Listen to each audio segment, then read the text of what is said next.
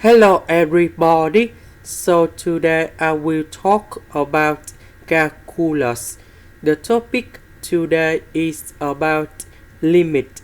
So now I will show you how to answer. We have the formula in here. That is about a square minus b square equals to a minus b multiplied by a plus b. Next, this one, number 9, that is about 3 square. So we can apply the formula in here to this one.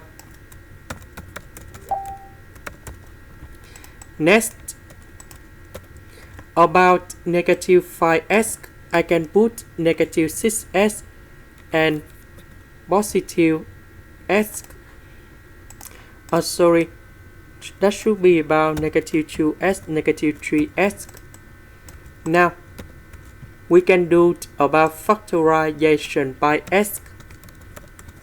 This one, we can do another factorization by negative number 3.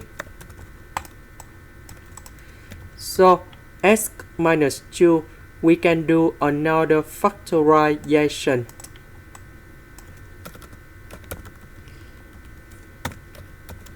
And we have like this. Next, we simplify s minus 3 on numerator and denominator. And now I will put number 3 going here and here. So we have the final answer in here.